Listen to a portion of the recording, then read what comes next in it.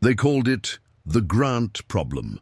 For 2 years, German tank crews in North Africa had a simple rule: outrange the enemy, outmaneuver the enemy, win. Then on the morning of May 27, 1942, a German tank commander named Johannes Rommel looked through his periscope and saw something that broke that rule completely.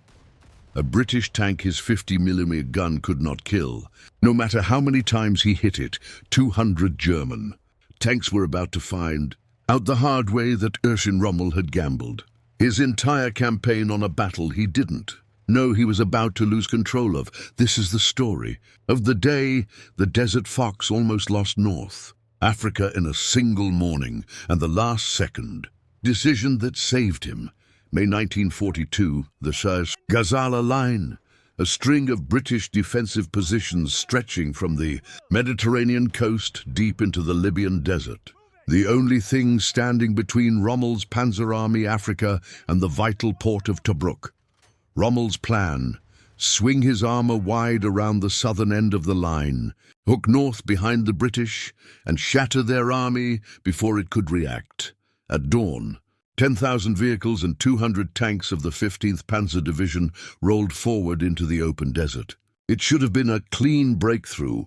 It was anything but. In the lead Panzer III, Hauptmann Johannes Rommel spotted the enemy first. M3 Stuart light tanks, fast but thin-skinned, no real match for his 50mm gun at range. Rommel gave the order. Half his battalion halted and opened fire, while the other half surged forward. Then they swapped roles, leapfrogging across the sand under covering fire. Standard German tank doctrine drilled to perfection. The range closed. A Stuart came into his gunner's sights. On target, the shot connected, punched through the Stuart's thin armor, and touched off its ammunition. The tank went up in a single violent fireball. For the British crews on the receiving end, including Lieutenant Bill Close of the 4th Armoured Brigade's Desert Rats, the math was already brutal. They were outnumbered 5-1 before the shooting even started, and their 37mm rounds were bouncing clean off German armor at this range. Rommel, watching from near the front rather than a command tent miles back, believed he was watching a rout unfold in his favor. Then Rommel's world exploded. A Panzer III near him took a direct hit and went up, but there had been no artillery fire, no mines. Something out there had a gun that could kill a Panzer III at range, and Rommel hadn't even known it existed. He found it, hidden among the small Stuarts, a line of much larger tanks, American-built M3 Grants, carrying a 75mm gun that could punch straight through German frontal armor. Rommel fired twice at the nearest Grant. Both rounds bounced off. A Grant fired back once. A Panzer III died. This was the moment German intelligence had gotten wrong. Nobody in the Afrika Korps had known the British had received Grants. Rommel's entire attack had just walked into a weapon his tanks could not beat in a straight fight. A cautious commander pulls back here. Rommel didn't. He called forward his last resort. 4 half-tracks towing 88mm flak guns, anti-aircraft weapons repurposed as the most feared tank killers in the desert. British fire found them almost immediately. One gun was destroyed before it could even be unlimbered.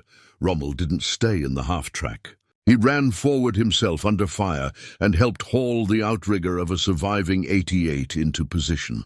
His crews followed his lead. The first 80mm round tore through a Grant's frontal armor and detonated it instantly. Then another. Then another. The gun that was built to kill bombers was now killing the tank that the Panzer III couldn't touch. With the Grants pinned down and burning, Rommel's panzers surged forward again, this time swinging wide onto the exposed flank of the British line, where the Grant's thinner side armor offered no protection at all. Caught between 80T twins fire from the front and Panzer fire from the flank, the British armored line began to break. Bill Close kept fighting.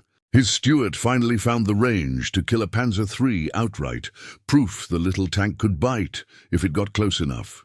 Moments later, a German round tore through his own hull, wounding his driver and forcing his crew to bail out onto scorching hot armor plating. He commandeered another Stuart from a crew that no longer needed it and went straight back into the fight. Buying time for the retreat, it wasn't enough. The order came down the line. Pull back, all tanks pull back, as Kummel's battalion pushed through burning British wrecks in pursuit.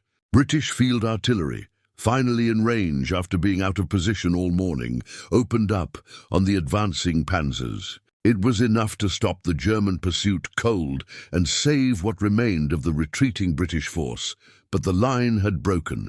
The road to Tobruk was open. Within a month, Rommel captured Tobruk and was promoted to Field Marshal for it, the high water mark of his career in North Africa. Johannes Kummel kept fighting through North Africa and into Italy, earning the Oak Leaves to his Knight's Cross before being killed in a car accident near Anzio in 1944. Bill Close was awarded the Military Cross for Gazala. He survived the war and lived to 91. Dying in 2006, one of the last men who could say he'd stared down Rommel's Panzers from the open hatch of a burning tank. Gazala wasn't decided by the bigger army. It was decided by one commander who refused to stop when the math said he should have, and one gun that arrived just in time to prove him right. If you want the next battle where a single tactical decision changed the entire war, subscribe, because next time it's the Germans who get caught by surprise.